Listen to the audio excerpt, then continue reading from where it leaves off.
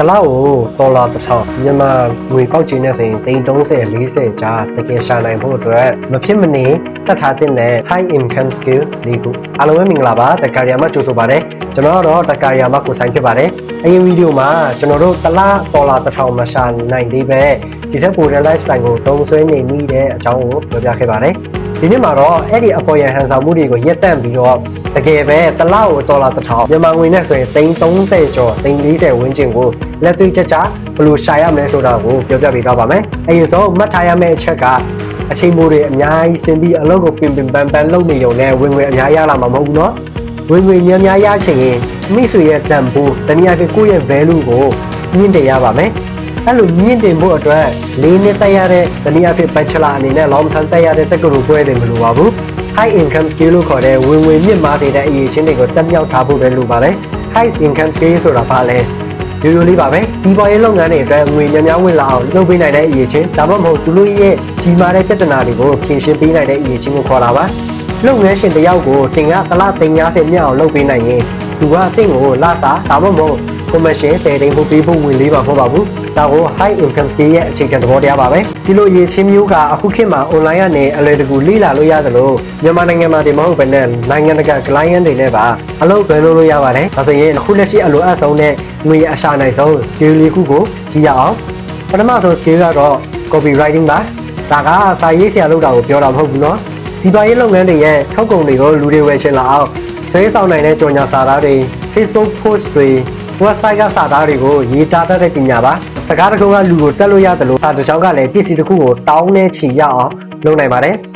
ကောင်းမွန်တဲ့ copywriter တယောက်ဟာ online စီးပွားရေးခေတ်မှာအရန်ကိုတန်ဖိုးရှိပါတယ်နောက်တစ် skill တစ်ခုကတော့ TikTok Facebook Reel နဲ့ YouTube Short တွေအတွက် video editing လုပ်ပေးတဲ့ skill ပါအခုခေတ်မှာ attention တနည်းအားဖြင့်လူတွေရဲ့အာရုံစိုက်မှုကအဖိုးတန်ဆုံးငွေကြေးတစ်ခုပါပဲလူတွေရဲ့အာရုံဖန်ဆားနိုင်တဲ့စိတ်ဝင်စားစရာကောင်းတဲ့စက္ကန့်30ဒါမှမဟုတ်10မိနစ်စက္ကန့်60စာဗီဒီယိုတူတူလေးတွေဒီထက်ဒါတက်ပြီဆိုရင် content creator တွေစီးပွားရေးလုပ်ငန်းရှင်တွေကတင့်ကိုအလူရက်9ရက်ကြပါလိမ့်မယ်တတိယ skill ကတော့ TikTok advertising နဲ့ Google advertising တွေကိုကျွမ်းကျင်စွာ run တဲ့ media buying ပညာပါ video post လုပ်တာကိုပြောတာမဟုတ်ပါဘူးเนาะလုပ်ငန်းရှင်ရဲ့ငွေ1000ကုန်ရင်2000ကျန်မြတ်အောင်ပြမှတ်ထားတဲ့ target တွေကိုတိတိကျကျရှာဖွေပြီးကြော်ညာနိုင်တဲ့ပညာပါဒီ skill ရှိရင်လာစာအပြင်ရောင်းရတဲ့ငွေရခိုင်နှုန်း commission ပါတောင်းဆိုလို့ရပါတယ်နောက်ဆုံး skill ကတော့ sale and closing လို့ခေါ်တဲ့အယောင်ပညာတစ်ခုပါအထူးသဖြင့်တန်ဖိုးကြီးတဲ့ဝန်ဆောင်မှုတွေတနည်းအားဖြင့်တန်ဖိုးကြီးတဲ့ပစ္စည်းတွေကိုရောင်းချနိုင်တဲ့စွမ်းရည်ပါလူတွေနဲ့စကားပြောတာဝါသနာပါတယ်သူတို့ရဲ့လိုအပ်ချက်နားထောင်ပြီးကိုယ့်ပစ္စည်းဘယ်လိုအဆင်ပြေပြီးဖြည့်ရှင်းပေးနိုင်လဲဆိုတာရှင်းပြတတ်ရင်ဒီလိုအတင်အတွက်ပါအယောင်တမားအကောင်းတယောက်ဟာဘယ်တော့မှအလုံးလက်မဲ့မဖြစ်ပါဘူး Okay ဒီ skill တွေကောင်းတာတော့မှန်ပြီဒါပေမဲ့ငါမှဘာမှမတတ်သေးတဲ့တုံညာပဲရှိတယ်ဘယ်ကနေစားရမလဲလို့မေးကြရှိပါတယ်အစင်းတဲ့အနေနဲ့ choice ရွေးချယ်ပါအပေါ်က၄ခုစလုံးကို live မလုပ်ပါနဲ့ကိုယ်နဲ့အကိုက်ညီဆုံးကိုဝါသနာအပါဆုံးတစ်ခုပဲရွေးပါမနေ့ကကျတော့ learning လေ့လာပါသင်တန်းနဲ့အများကြီးပတ်စံပေးပြီးတက်ဆရာမလိုပါဘူး YouTube မှာကိုရွေးချယ်ထားတဲ့ skill ကိုအင်္ဂလိပ်လိုရိုက်ရှာပြီးအခမဲ့ပြီးလေ့လာပါဥပမာ copywriting for beginner လို့ရှာကြည့်လိုက်ပါအဆင့်တုံးကတော့လက်တွေ့လုပ်ပါတနည်းအားဖြင့် portfolio တည်ဆောက်ပါလေ့လာပြီးရင်အတင်ကလုပ်ငန်းအသေးစားလေးတွေဥပမာဆိုရင်အတီးတွေရဲ့ site မှာအခမဲ့သွားလုပ်ပေးပါ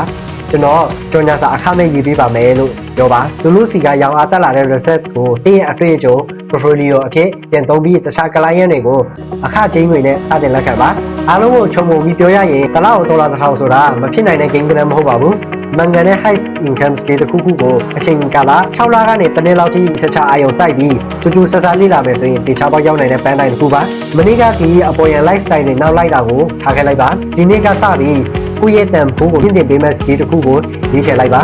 တင်ရောအဲ့ဒီ skill လေးခုထဲကဘယ် skill ကိုစပြီးလေ့လာချင်လဲဆိုတာကို comment မှာဝင်ရောက်ရေးခဲ့ပေးပါဦးဒီဗီဒီယိုလေးကတဲ့အတွက်အကျိုးရှိမယ်ဆိုရင်ကျွန်တော်တို့ channel လေးကို subscribe လုပ်ထားဖို့မမေ့ပါနဲ့နောက်ဗီဒီယိုမှာပြန်ပြီးတော့တွေ့ဆုံကြပါမယ်